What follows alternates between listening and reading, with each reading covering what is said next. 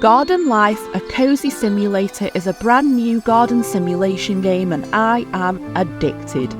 I've got a few tips to help you get the most out of the game, and the first few tips will be performance related, so if that's not what you're looking for, I'll add a timestamp so you can skip to gameplay tips. This is a beautiful game, but it's pretty intensive on the graphics. If you haven't bought it yet, I definitely recommend checking the recommended specs for the game first. According to the Steam page, you need at least a Nvidia GeForce GTX 760 or AMD Radeon R9 280X to play the game, but the recommended graphics card is a Nvidia GeForce RTX 2080 or AMD Radeon RX 6800 XT. I currently have a Nvidia GeForce GTX 1660 Super, which is in between the minimum and recommended specs, and the game runs fine. The graphics look good, but when I move around it's a little bit ouchy on the eyes, but nonetheless, it's still playable and I am enjoying the game a lot. If you have already bought the game and the graphics are bothering you, have a play around with your in-game settings. I recommend turning the shadow quality down for a slightly smoother experience, but keeping the texture quality as high as you can, because that's what makes the graphics look so pretty. Don't turn on motion blur, it hurts.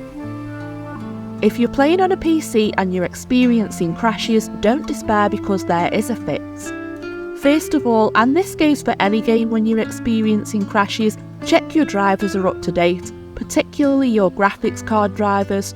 You can do this by going into your device manager, right-clicking your graphics card and selecting properties, and you should find the option to update drivers.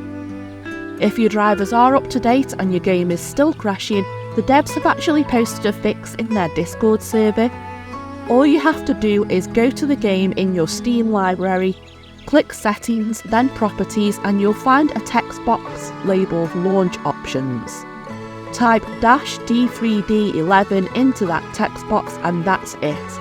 I can't guarantee it will work for you, but it did work for me. I've had no crashes whatsoever since doing this. Just before we move on to the gameplay tips, I want to show you something that I think is amazing. The in-game settings have different modes to adjust the graphics if you are colourblind. This is the kind of accessibility option we love to see. Now on to the gameplay tips, and I think it's worth noting that you are limited to 4 save slots altogether, including both story mode and creative mode, so just bear that in mind that you can't have unlimited gardens. The quests will only introduce you to the basic tools, but there are plenty more to find in the shop in the village square, and once you've started earning a few pennies you'll definitely want to check them out. The harvest bag makes harvesting seeds so much faster. Just equip the bag and left click near plants. Any nearby seeds will magically fly into your bag. If you pick up a plant with your shovel, you'll get the seed back so you can replant it somewhere else. However, you can buy a trowel, which lets you move plants without having to regrow them from scratch. The trowel also lets you put plants in pots, which can really jazz up your garden. The sickle makes removing weeds much quicker, which is great if you've got an overgrowth.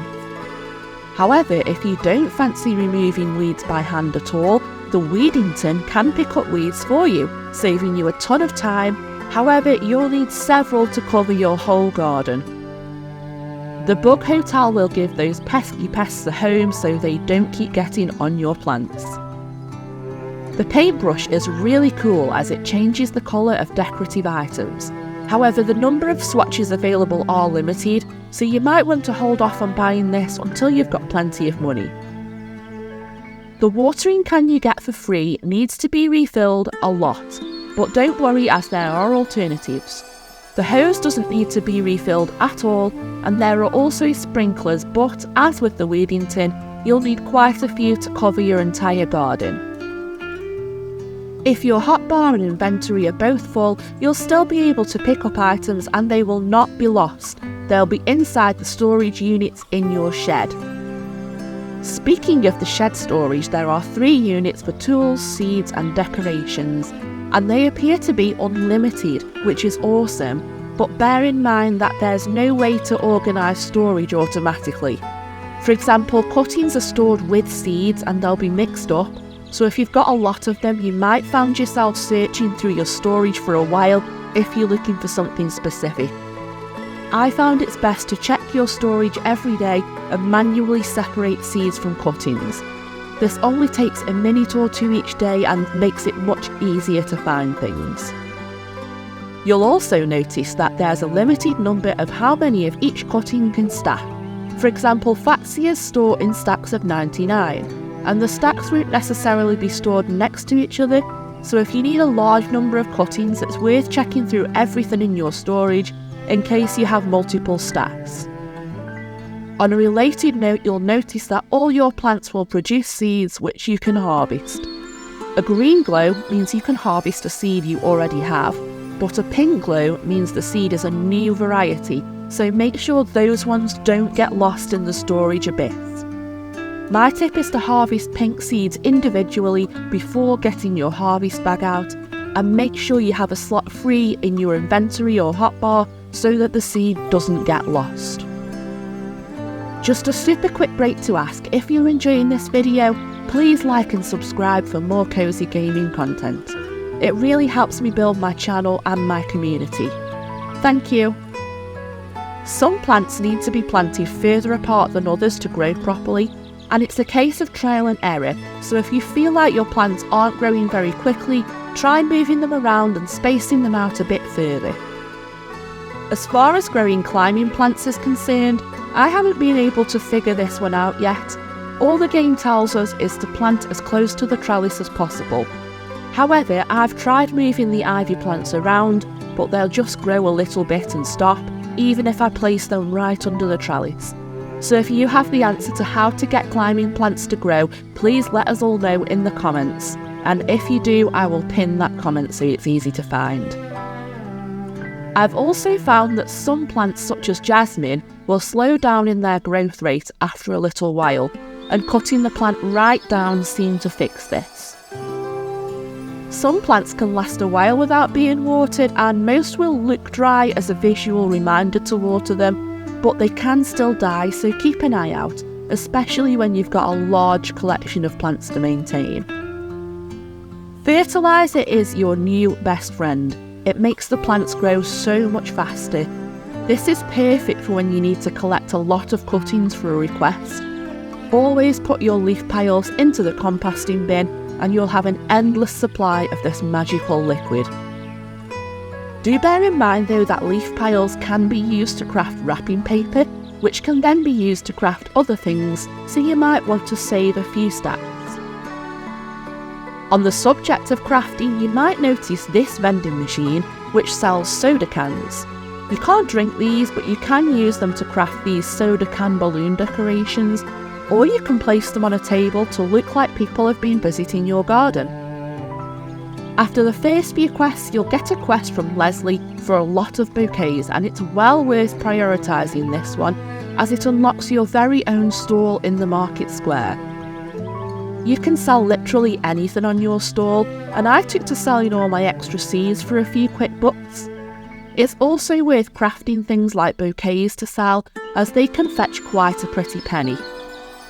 Personally, I found Fatsia bouquets really lucrative, as you can make so many of them so quickly. Remember to keep the plants fertilised for maximum regrowth. You might start feeling like your garden is never going to expand, but eventually you'll get a quest from Marcus asking for a whole lot of jasmine, and completing his request will unlock the ability to expand your garden. You don't need to pick up multiple cans of pest control spray. You can magically refill the can. For PC users, aim the can away from any plants and press E a few times and it'll fill right back up. This should work on consoles as well, but I imagine you would use the A button instead.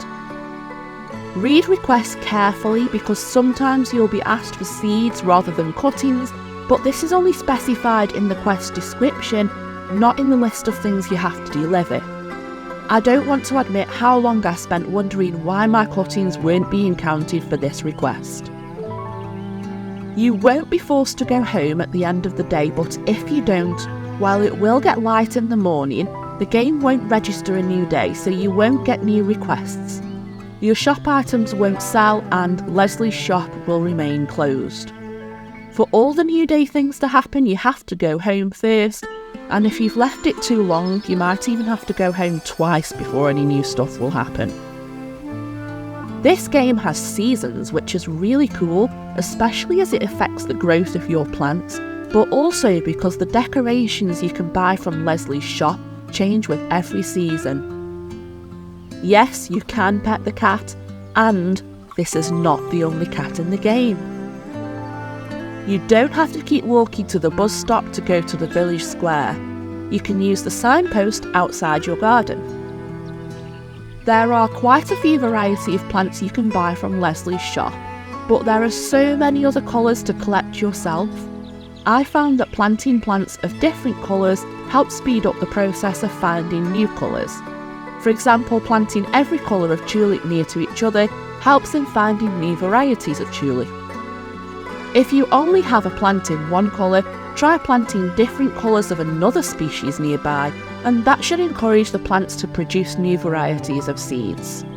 I'm not exactly sure if this works, it's just a theory, but I felt like it worked for me. To help with this, you can purchase quick seed fertiliser from Leslie's shop. It's pretty expensive and is only meant to speed up the production of seeds rather than encourage new varieties, but I figure the quicker you harvest seeds, the more likely you are to find a new variety. Personally, I've just been using this fertiliser when I'm looking for a specific new colour for a quest. You can use the book inside the shed to track how many varieties of each flower you're missing, which is useful as some have way more varieties than others. You can buy plant markers from Leslie's shop and pop them next to a plant to show their variety. This is useful if you're cutting plants right down, as it will help you remember what's what. Personally, I really wish that the name would come up in writing when you hover over the tag, as there are so many different plants in the game, I sometimes struggle to remember what each one is called just by looking at it. That's everything I have for you today. Let me know if you found these tips useful, and if you have any questions, feel free to pop them in the comments and I'll help if I can. I really hope you're enjoying garden life as much as I am. Thank you so much for watching, and I'll see you again soon with more cozy games.